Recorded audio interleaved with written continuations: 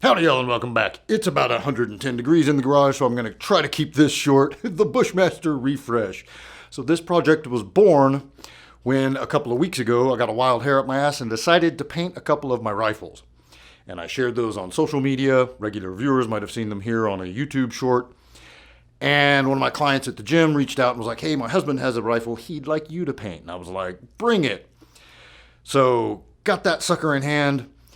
And it's a pretty cool old Bushmaster, very 2005 vibes, which is like retro cool. Not quite carry handle cool, but it's cool.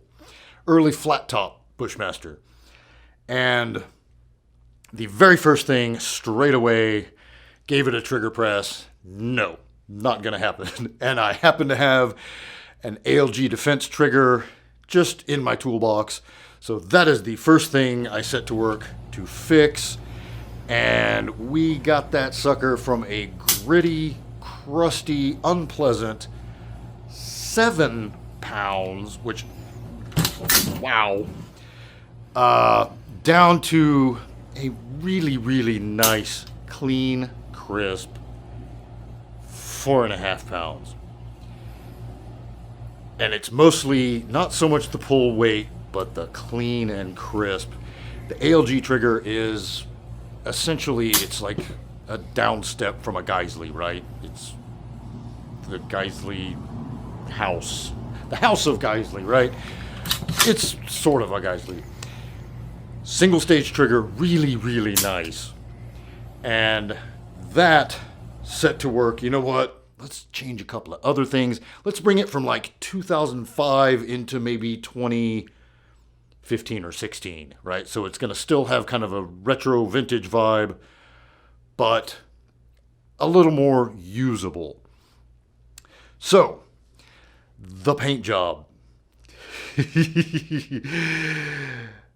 The original concept here was going to be sort of a Desert Storm vibe, you know, tans and browns.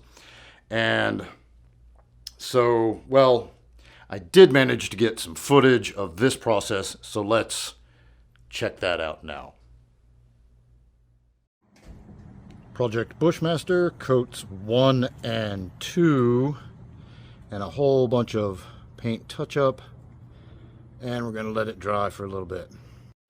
Alright, missed a few coats, but same process, adding larger and larger segments of stencil, and it is boiling hot and super humid, but if we zoom in close you can kind of get the idea.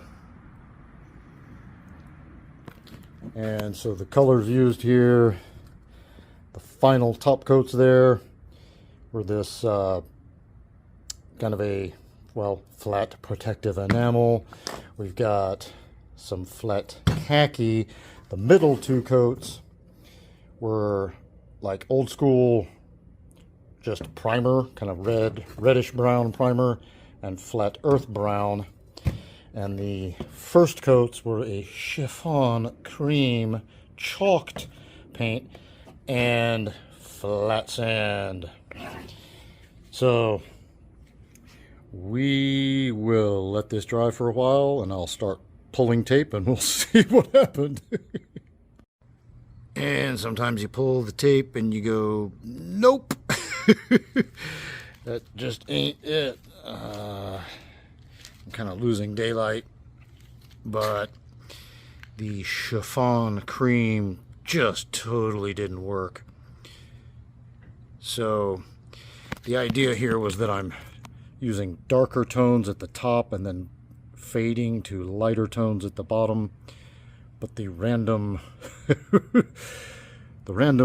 cream came out more like a white, and it's almost, yeah, it's just not working. So we're gonna do some touch-ups real quick, let it dry overnight, maybe 2 days even, and try again.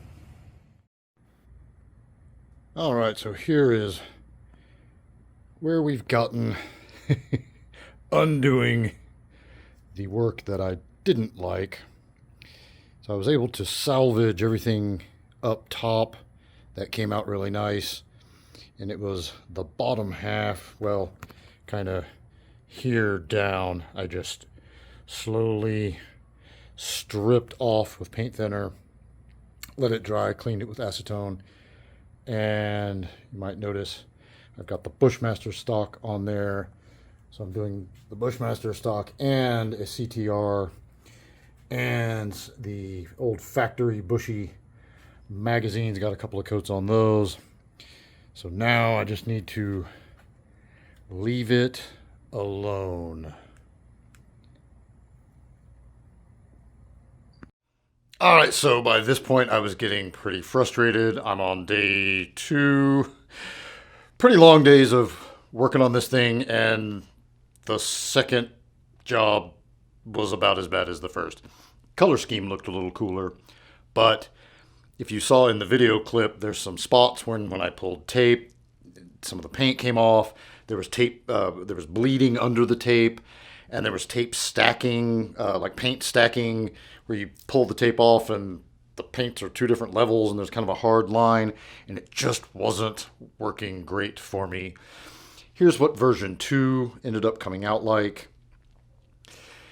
Like I said, better, but still not good enough to hand off to someone else, right? It's one thing if you're doing a job for yourself and you can live with the mistakes, which I did in my first couple of paint jobs, right, for my own rifles.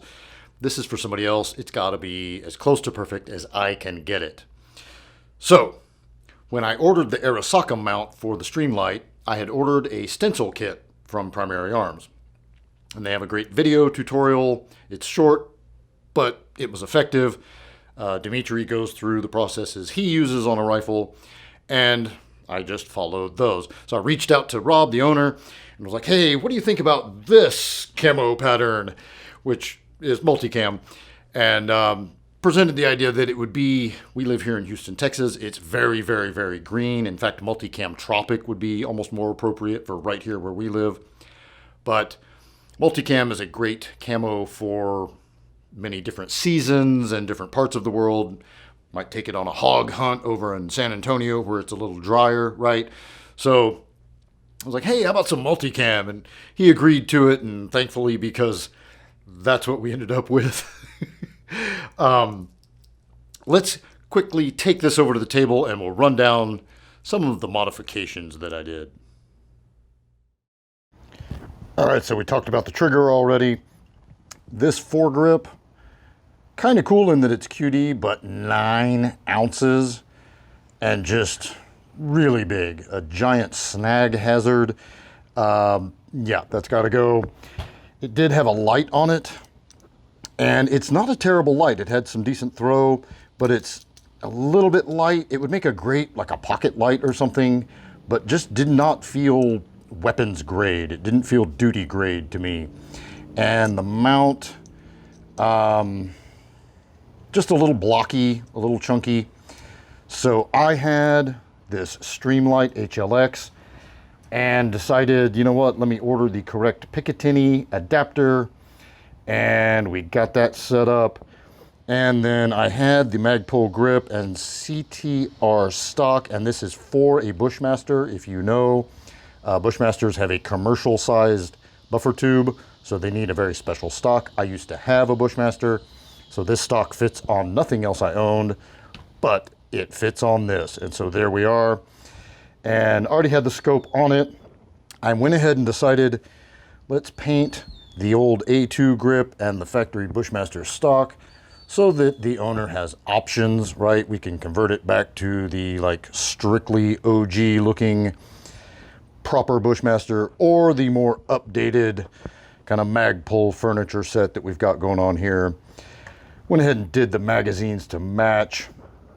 So really the big advantage here with the light upgrade is, number one, it was over on the left side. I moved it to the right side so it stays off body, and just much more streamlined, and then up in the kind of like 1:30, 2 o'clock position so that you can reach over with your offhand thumb and engage the light, right? So that's the technique that we're going to be working on. And then the final touch here, one of my absolute favorite brands of sling, and I have tested a whole bunch of them, the Edgar Sherman design sling in Coyote. And we've got QDs.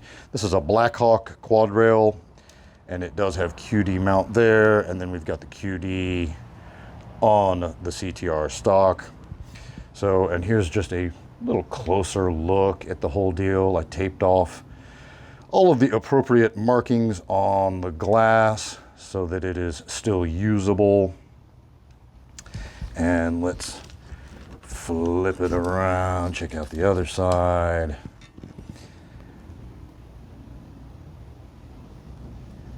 Take it all the way down.